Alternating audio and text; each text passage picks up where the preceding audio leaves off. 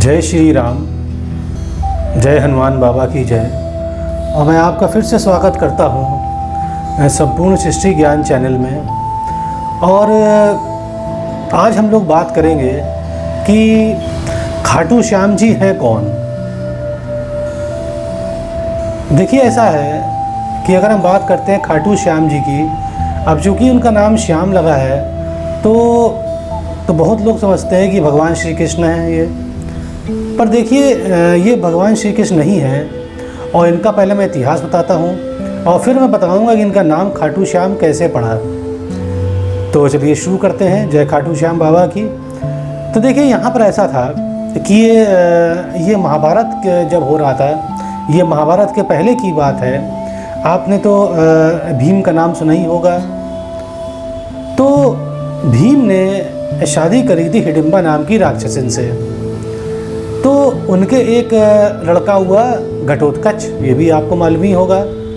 अब देखिए, घटोत्कच की शादी अहिल्यावती से हुई और कुछ जगह लिखा है कि कामकंटिका या और मोरवी से हुई। तो तीन देखिए चीज़ें हैं यहाँ पर।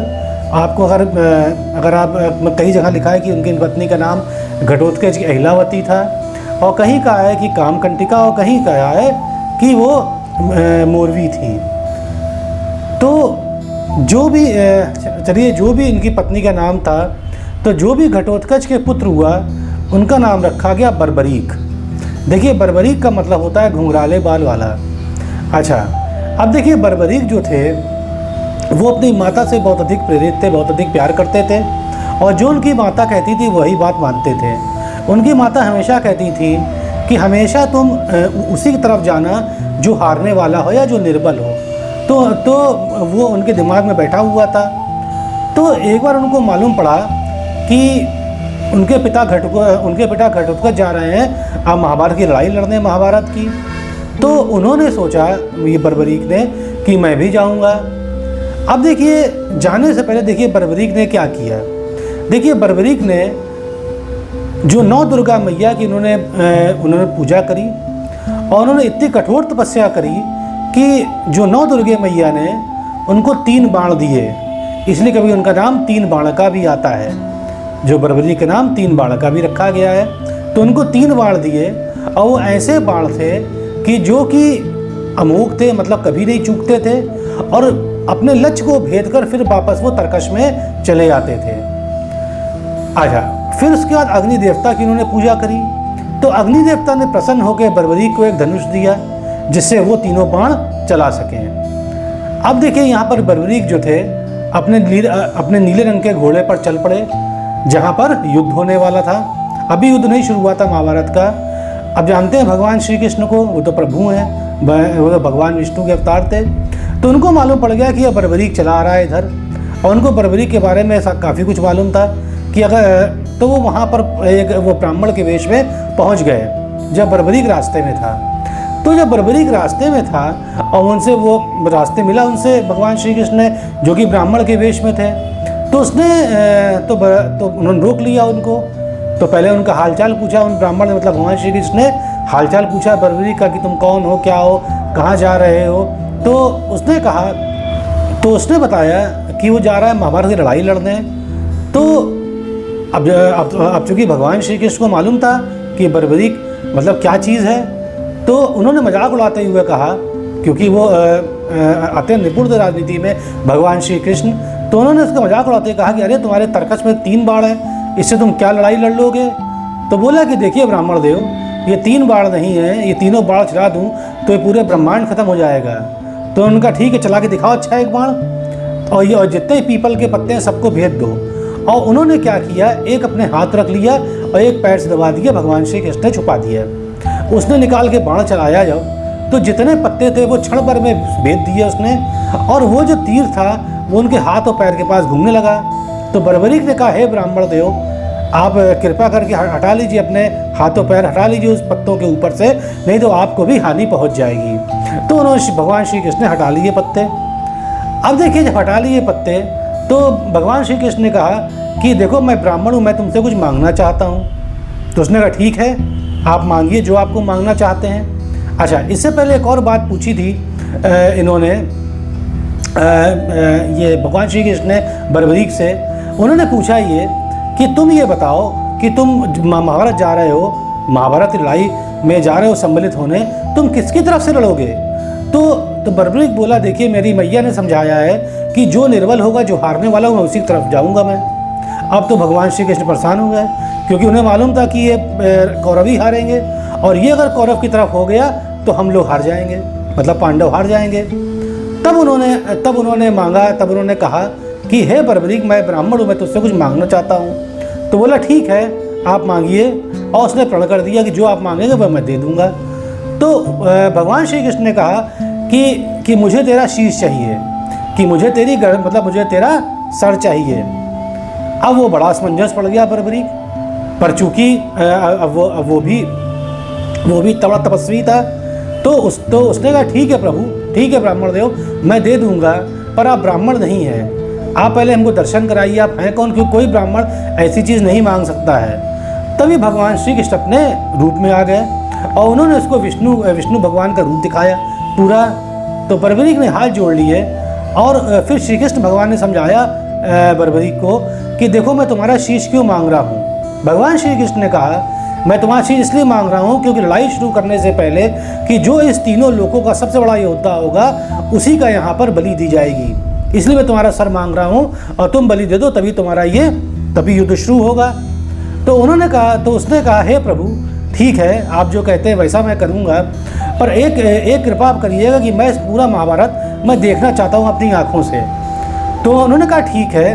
तो उसने अपना गला काट कर दे दिया और उसका धड़ गिर पड़ा, मतलब उसने बलि दे दी अपनी। पर उसका जो सर था वो उसकी मतलब सर पूरा उसका जीवित था, वो आराम से देख सकता था। तो भगवान श्री कृष्ण ने ऊपर की पहाड़ी में वो जाके सर रख दिया, जिससे वो देख सकता था। और उसके बाद महाभारत हो गई। अब देखिए जब महाभारत हो गई तो फिर क्या हुआ कि एक दिन जब महाभारत जीत गए पांडव, तो एक दिन पांडवों में आपस में बात हो रही थी कि किसने जिताया है युद्ध, मतलब कौन कितना वीर है हम पांडवों भाई में। तो भगवान श्री कृष्ण ने कहा देखो तुम लोग नहीं बता सकते हो, मैं एक ऐसे व्यक्ति को जानता हूँ जिसने पूरा महाभारत देखा है, और वही बता सकता है कि कौन सबसे अच्छा योद्धा था जिसने जिताया है ये युद्ध महाभारत का पांडवों को। तब ये सब पांचों भाई भगवान श्री कृष्ण चल पड़े उस पहाड़ी के ऊपर जहाँ पर बर्बरीक का शीश रखा हुआ था।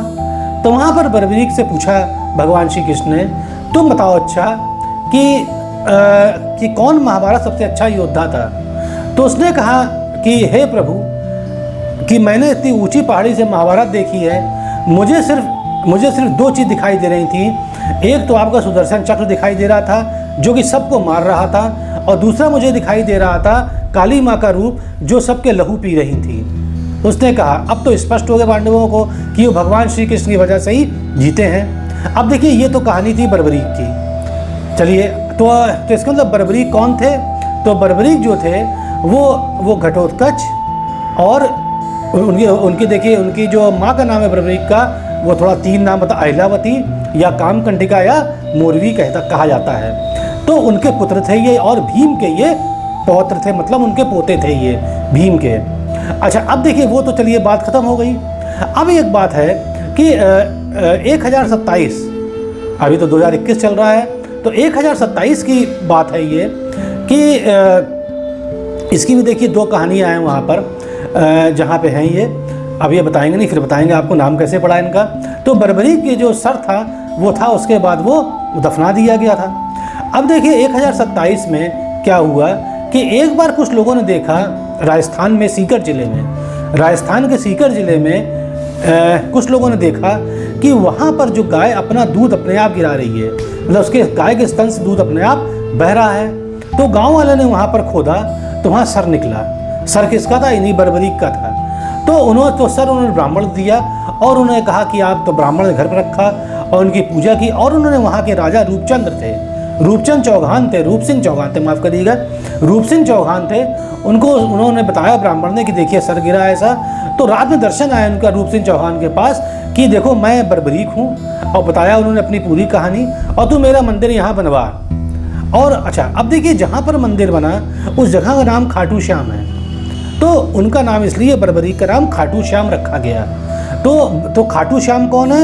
वो खाटू श्याम जगह है सीकर जिले में, राजस्थान में, जहाँ पे यहाँ बरबरीक का मंदिर बना हुआ है और इनको इसलिए बरबरीक को खाटू श्याम भी कहा जाता है। और एक और बात देखिए है कि चूँकि भगवान श्री कृष्ण ने इनको वरदान दिया था कि तुम्हारा नाम, कि मेरा जो नाम, मतलब कि जो श्याम मेरा नाम है या कृष्ण जो मेरा नाम है वो तेरे नाम के आगे जरूर लगेगा, इसीलिए खाटू और श्याम कहा जाता है। तो बरबरीक का नाम खाटू श्याम हो गया। देखिए एक और कहानी है इसके लिए।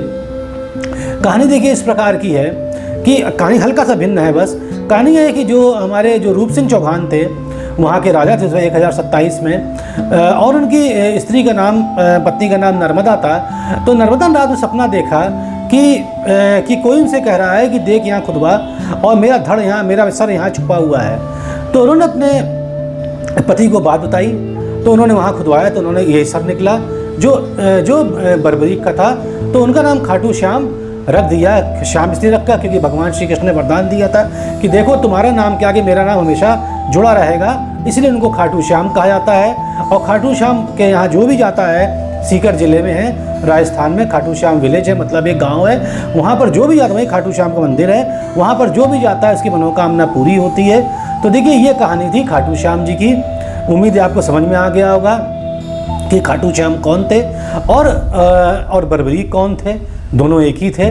तो आप तो उम्मीद करता हूँ अच्छा लगा होगा। अच्छा लगता है तो सब्सक्राइब कीजिएगा। तो चलिए अब विदा लेते हैं आपसे। जय श्री राम, जय हनुमान बाबा, जय खाटू श्याम बाबा, जय कृपा करो।